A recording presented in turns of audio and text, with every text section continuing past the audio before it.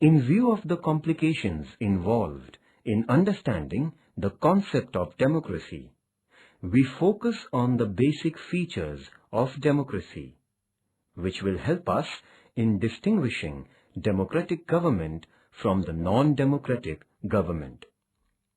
To learn the basic concept of democracy, we take an imaginary example.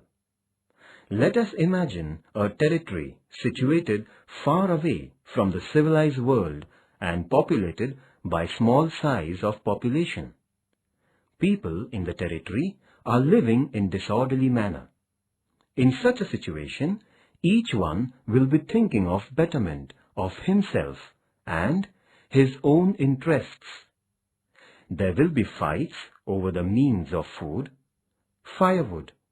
Livestock of weaker will be snatched away by the stronger ones. Rule of might is right will prevail in the group. Conflicting interests will make everyone suffer. It will give rise to rivalry, competition, and disputes amongst the people. People will need protection and internal order. When the internal security is endured, there is a fear of external aggression. So people will need protection from foreign aggression as well.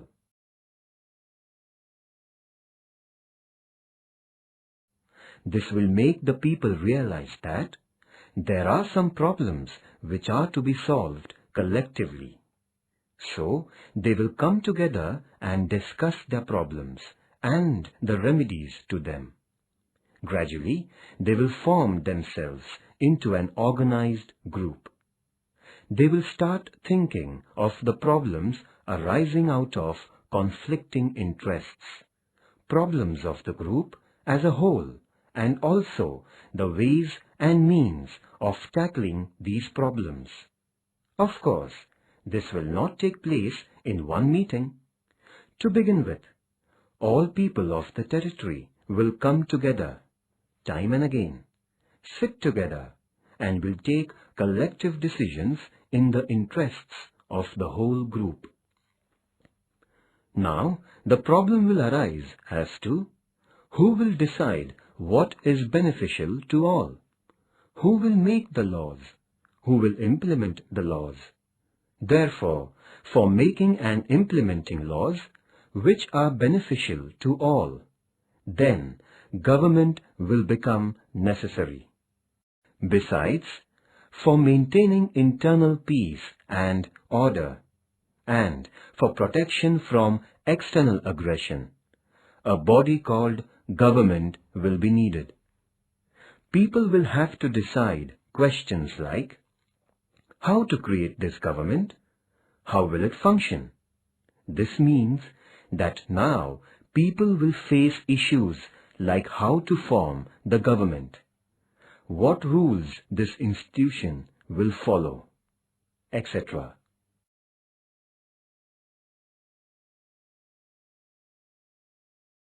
In the beginning, all people of the territory will come together to take collective decisions to solve problems before them.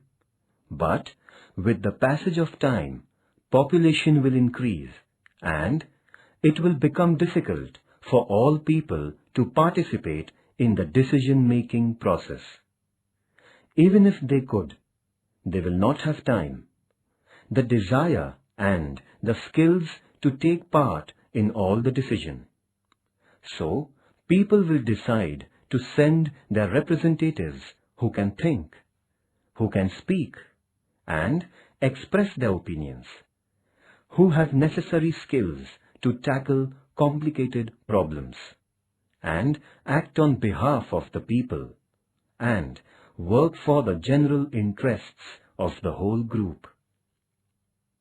A few people who are representatives of the whole group will form a governing body and rule over the group. Thus, people will participate in the decision-making through their representatives and elect their rulers to implement the decisions. This will be a democratic system. Friends, if you consider the chain of events in the above story, you will come to know the process of the formation of democratic government. In the end, repeatedly held peaceful discussions among the people lead to the emergence of democracy. From this, we can say that democracy is the government created by the people, run through their own elected representatives to protect their own interests and the interests of the society.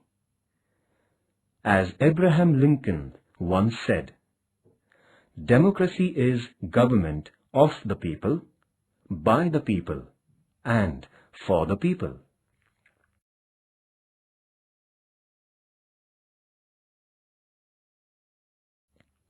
Here we have described how democracy can emerge.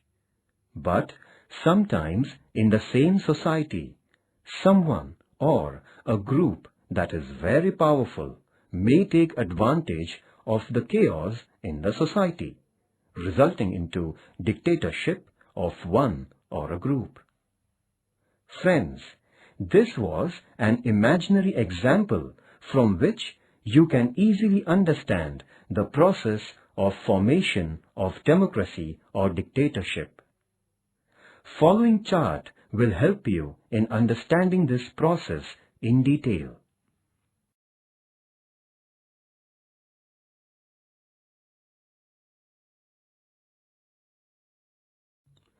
Now, let us understand the meaning of democracy by studying some basic features of democracy. Features of democracy. First, elected representatives of people and final decision-making power to the representatives. Democracy is a form of government in which rulers are elected by the people. Rulers are elected by the people is an underlying thing in democracy. Not only that, but final decision-making powers are also in the hands of elected representatives of the people. That means, in democracy, real power rests in the hands of elected representatives of the people. There are countries in the world where elections are held, but elected representatives of the people do not have final decision-making powers. For example, in Pakistan, elections used to be held, but there was a mixture of civil and military rule. Elected representatives had some powers, but sometimes final decisions were taken by the military officers. These military officers were not elected by the people.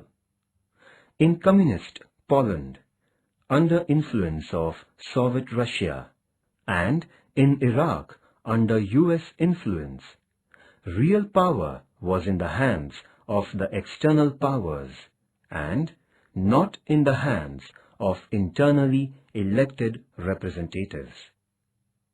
In the above example, it is realized that apparently these countries had formal democracy, but there was no democracy in the real sense.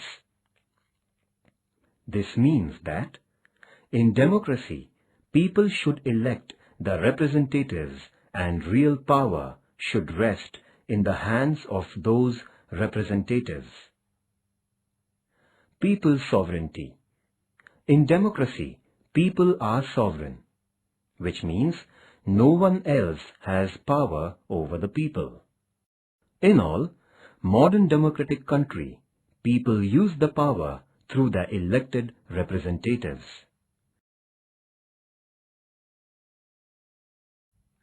Second, free and fair elections.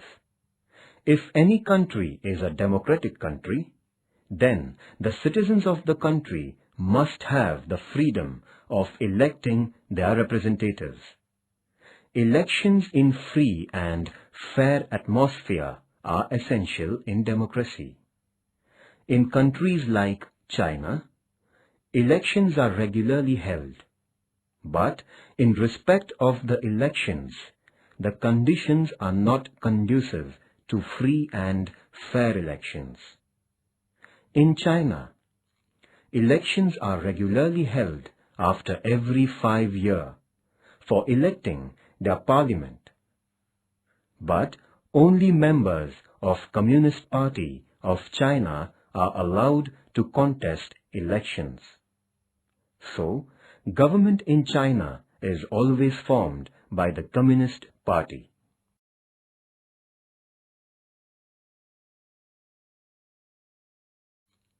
In Mexico, since its independence in 1930, elections held after every 6 years to elect their president.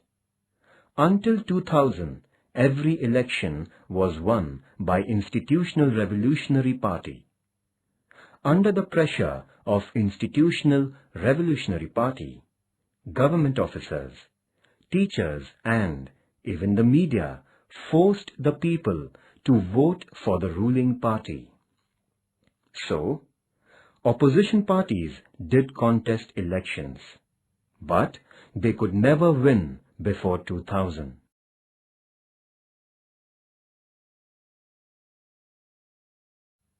In short, in spite of elections in China, the people do not get real right to elect the representative. In Mexico, people seemed to have a choice, but in practice they could not exercise the same. In both examples, there was no way the ruling party could be defeated, even if people were against it. These are not fair elections. Therefore, these countries cannot be described as democratic countries.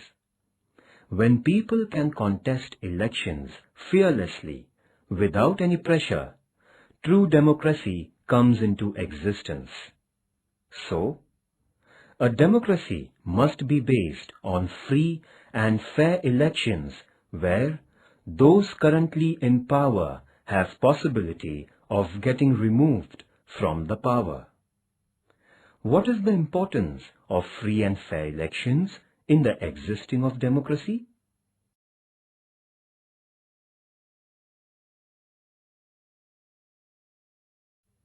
Third, universal adult franchisee with each vote having equal value. Holding elections is a necessary condition for existence of democracy. The principle of universal adult franchise is accepted almost all over the world. Every adult citizen must have equal right to vote. Elections in democracy will be meaningless if equal right to vote is denied to the citizens. Democracy is based on a fundamental principle of political equality. However, there are many countries where equal right to vote is denied. Such countries cannot be described as democratic countries. For example, in United Arab Emirates, women have no right to vote. In Estonia, citizenship rules are framed in such a way that people belonging to Russian minority find it difficult to get the right to vote. In a democracy, each adult citizen must have one vote and each vote must have one value. In Fiji, the electoral system is such that the vote of an indigenous Fiji has more value than that of an Indian Fiji. The principle of democracy, namely, elected representatives of the people, is not practiced fully in such countries.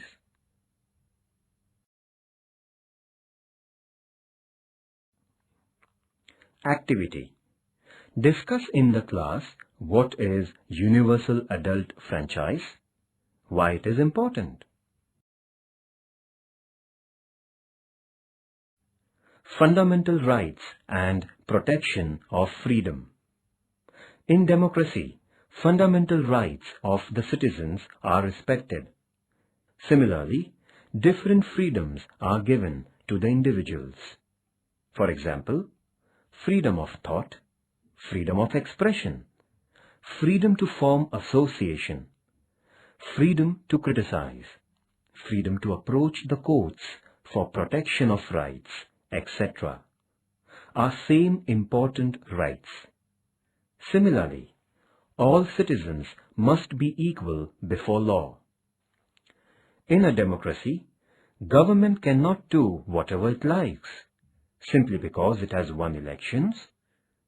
Though the majority rules in a democracy, democratic government has to respect the rights of minorities and guarantee their protection.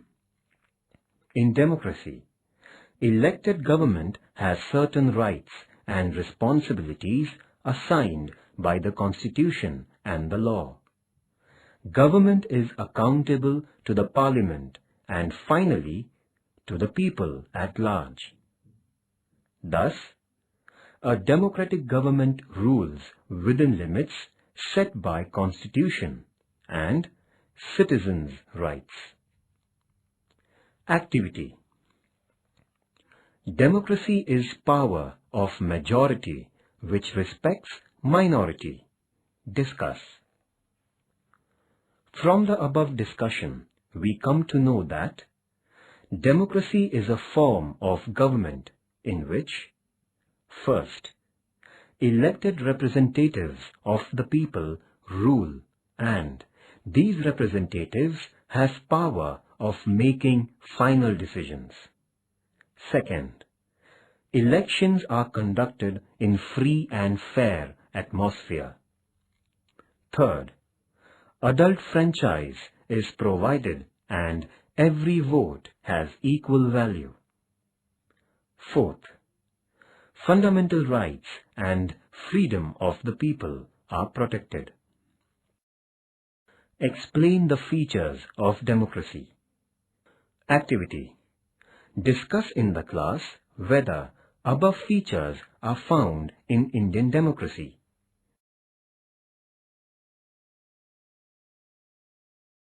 Chapter 5. Democracy.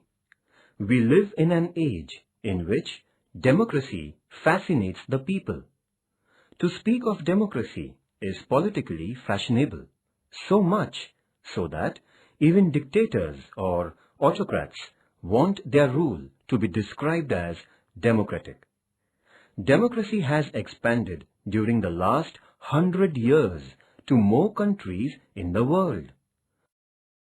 More than half of the countries in the world today are democracies. The term democracy is known to all, but perhaps no one can define democracy in a sentence or two. The term democracy. The term democracy is drawn from two Greek words, demos meaning people and kratia meaning power. Thus, literally, democracy means the power of the people.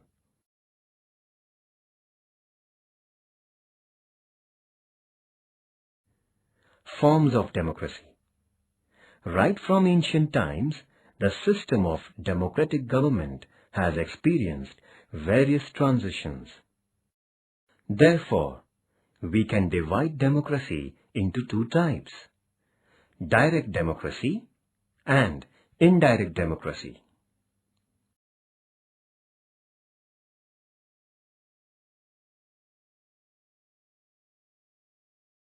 Direct democracy. Democracy based on the direct participation of citizens is known as direct democracy.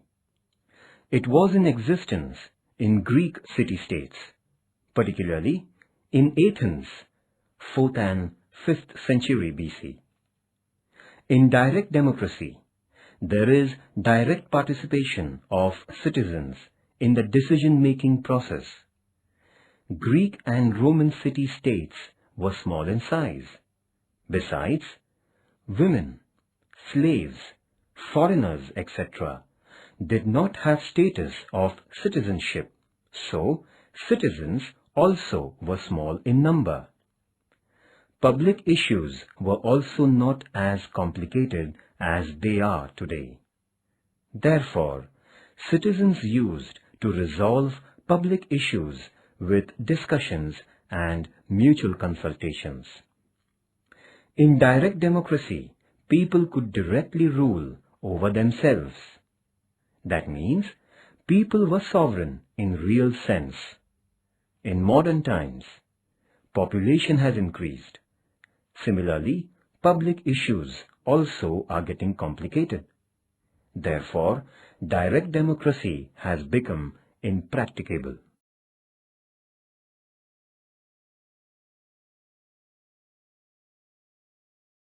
Indirect democracy. In modern nations, because of large territory and population, direct democracy could not survive. In modern democratic nations, all citizens do not take active part in the affairs of the government. Citizens elect their representatives who can think, speak, and act on behalf of the people, and make decisions and implement policies. The democratic form in which elected representatives run the government is called indirect or representative democracy. In states like England, the USA, France, and India, there is indirect or representative democracy. Representative democracy means a democracy in which government is formed from amongst the elected representatives of the people. Since citizens express their views not directly but through their representatives, it is called indirect democracy.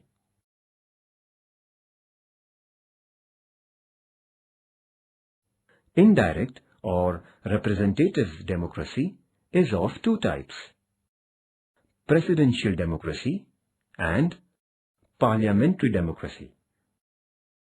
In England and India, parliamentary democracy is in existence, whereas presidential democracy exists in USA and France.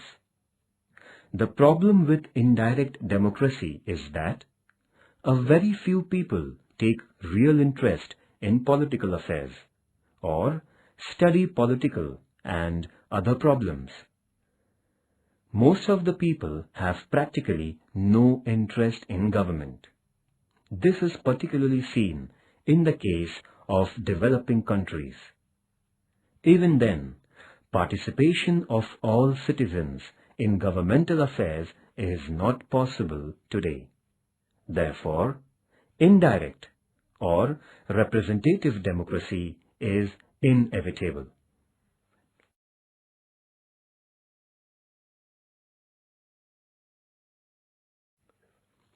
Ways of increasing people's participation in modern times. So far, we have studied two forms of democracy: direct and indirect. In today's situation, direct democracy is impracticable, but in indirect democracy, people do not have sufficient opportunity to participate. So, some countries, for example, France, Switzerland, etc., have adopted some measures for encouraging people's participation. They are: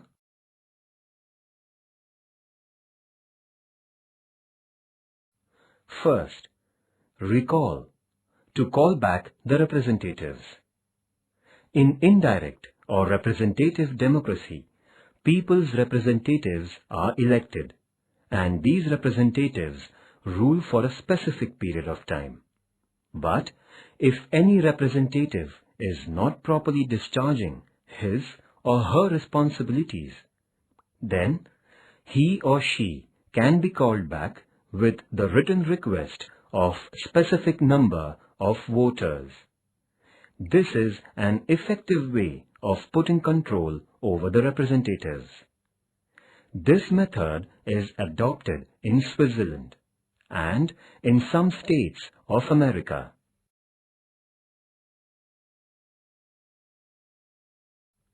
Second, initiative, proposal of law through public. Proposing and making law is a responsibility of the legislature. However, when citizens propose a law, it is called initiative. In some countries, there is a system that legislature must consider proposal if supported by a specified number of citizens. This right is enjoyed by the citizens of Switzerland.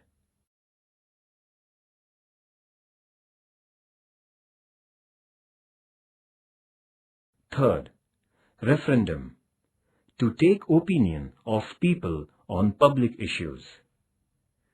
This method is adopted to know public opinion on some important public issues and thereby include the people in the decision-making process. Decision is taken only after knowing the public opinion.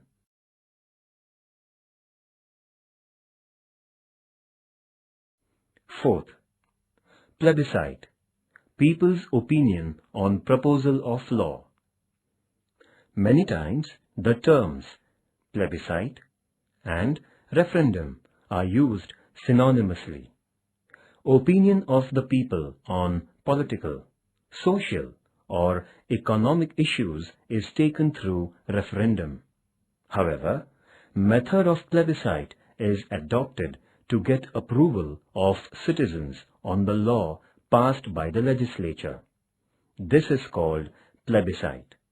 For example, in Australia, plebiscite is needed for amending the constitution. Activity: organize a debate competition on Democracy in India, a successful democracy. Collect information on parliamentary democracy and presidential democracy with the help of your teacher.